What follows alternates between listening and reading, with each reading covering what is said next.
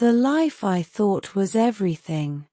If I told you that divorce saved my life, would you believe me?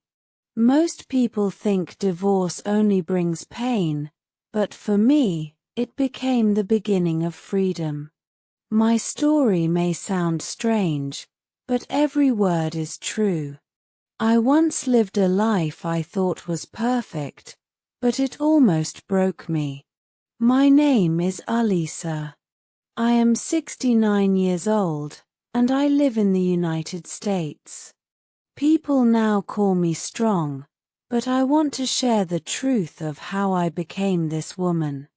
I was married for most of my life. I entered that house as a young bride with dreams, but those dreams slowly turned into duties. From the first morning of my marriage till the last day with my husband, I lived for him. I cooked 3 meals a day, pressed his shirts, cleaned the floors, and kept everything perfect so that he never had to lift a finger. People praised me as a good wife, and I believed that was my worth. I never bought clothes without his permission or met friends without telling him. My days began with his needs and ended with his moods.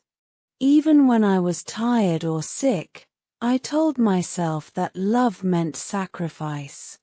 I thought if he was happy, I was happy. I never realized I was trapped because I believed this was what marriage was supposed to be, giving everything, expecting nothing, and calling silence peace.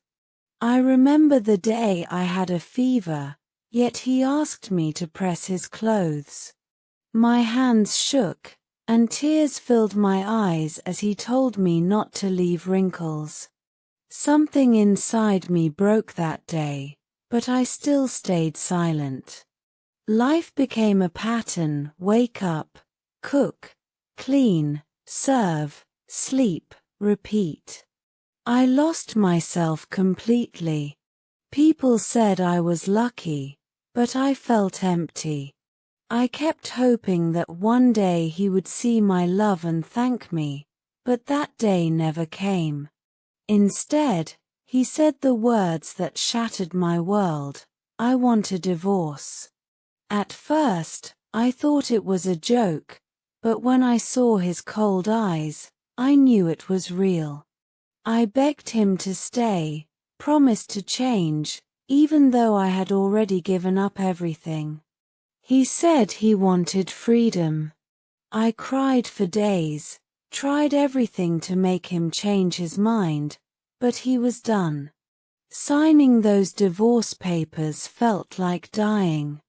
Watching him pack his things and walk out without looking back was the most painful moment of my life.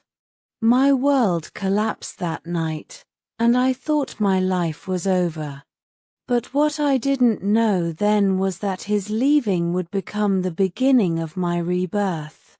For 6 long months, my world was silent. The house felt heavy with loneliness. I waited for him to come back, but he never did. Nights were endless. I cried until my throat hurt, slept little, and ate even less. I felt worthless, invisible, and forgotten. I stopped seeing people and believed I had no purpose without him. Then one day, I looked in the mirror and saw a pale, broken woman staring back at me. "Who are you?" I whispered. For the first time, I asked myself that question not as his wife, but as Alisa. That single question changed something inside me. I began to remember who I was before him, the girl who used to laugh, sing, and dream.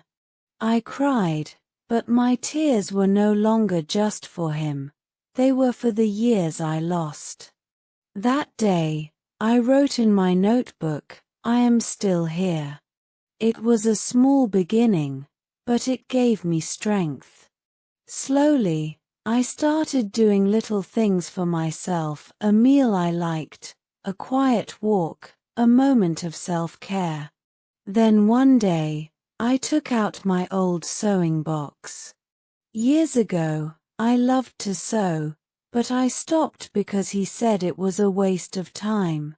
My fingers trembled as I threaded the needle again. With each stitch, I felt a piece of myself return. That small act became my first step toward freedom. Neighbors began to notice my work. One asked me to make something for her, then another. Soon, people I didn't even know came to me.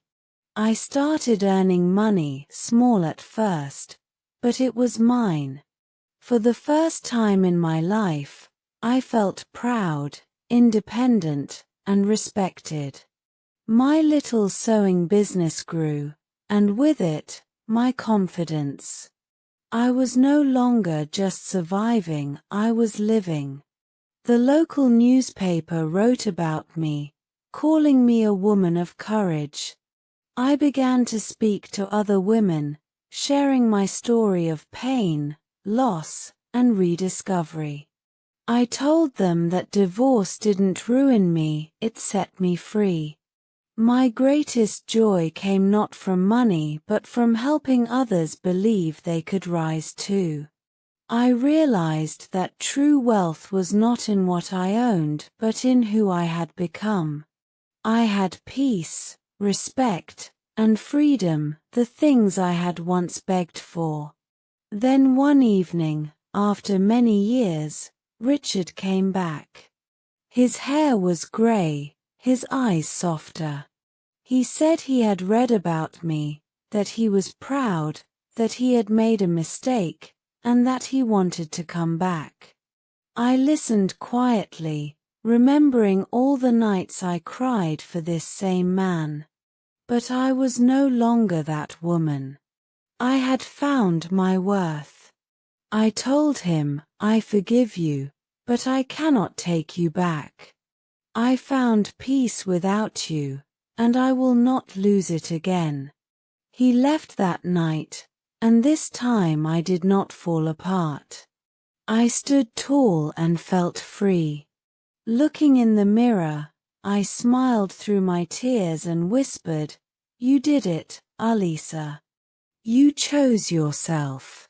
That moment, I knew the truth. Divorce had not destroyed me, it had saved me. Now I live in peace. I no longer dwell on what I lost, but on what I gained. I help women find their strength. I tell them that pain can break you, but it can also rebuild you, that love can hurt you, but self-love can heal you. Divorce is not always an ending. Sometimes, it's the beginning of your true life. I don't hate Richard. I don't wish him harm. But I will never go back. I gave him my life once. Now, this life belongs to me. When I watch the sunrise, I whisper a prayer not for what I lost, but for what I found, myself.